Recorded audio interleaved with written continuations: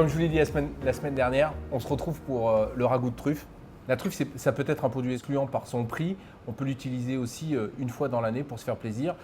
Et la cuisiner, pas simplement la mettre sur une salade, parce que la truffe cuite, elle a quand même un arôme et un parfum qui est très agréable et très puissant. C'est pour ça qu'il faut savoir respecter des temps de cuisson. Parce que si on fait un ragoût de truffe à l'avance, il n'a plus de goût. Si on la cuit trop, il n'a plus de goût. Eh bien, c'est la recette qu'on va faire ensemble aujourd'hui. Alors, ragoût de truffe. Quand on a fait la semaine dernière la volaille de truffe, il y avait des petits morceaux. Les petits morceaux, on les a conservés. Et évidemment, on ne va pas les jeter. J'ai pris une cébette ou un jaune oignon. On va couper quelques sifflets rapides, pas trop. On va mettre à fond de 20 g de beurre. On va suer dedans les cébettes. Et on va mettre tout de suite une cuillère de topinambour. On va saler et on va laisser ça suer tout doucement. Les topinambours, on les a taillés en tubes et après on les a taillés en sifflets. On peut les tailler en petits cubes, ça fonctionnerait aussi. On a mis un petit peu de sel, le beurre, on va juste les faire suer, on va les laisser croquants. On les met à couvert pour pas qu'ils brûlent. Alors, on voit que la cébette a légèrement fondu. Les topinambours ont été sués au beurre. On va ajouter dedans la truffe noire. On va mettre un petit peu plus de truffe que de topinambours.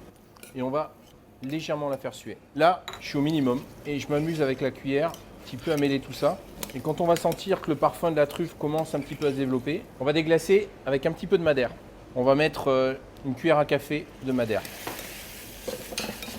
Une fois que le madère est tout de suite presque évaporé, on va mettre, sans le faire réduire, à peu près 2 cuillères de jus de truffe. Et du bouillon de poule, on va en mettre 4. On fait bien attention que tout soit dans le ragoût. Et là, on va le laisser mijoter à peine 2-3 minutes. Juste le temps de cuire la truffe pour que la truffe exhale son meilleur parfum et que l'ensemble goûte la truffe avec le croquant du topinambour. On fait tout ça à frémissement. On voit que ça a mijoté intimement. Le jus a commencé à se lier. Ça s'est parfumé. Ça a un goût de dingue. On va rectifier un tout petit peu l'assaisonnement. On va mettre une petite goutte de jus de truffe à la fin. On va rajouter 10 g de beurre et on va bien intimement tout lier. Voilà, tout a été lié. Il y a un jus qui a été parfaitement parfumé à la truffe, entre le bouillon, le jus de truffe, le déglaçage au madère. C'est juteux, pas trop. Petit tour de moulin à poivre juste au dernier moment. Ça, on va le dresser avec la volaille, mais on peut aussi le dresser comme ça. Cassolette de truffe et topinambour, saucé avec le jus, avec un petit peu de truffe fraîche dessus. Ça peut être une très jolie version qu'on peut servir au restaurant ou à la maison quand on a envie de se faire plaisir en pleine saison des truffes. Moi, je vais le terminer avec la volaille qu'on a cuit la semaine dernière. La volaille a reposé 15 minutes. Même là, ça sent déjà délicieusement bon. Voilà, on va la débarrasser. On va vérifier qu'elle est cuite.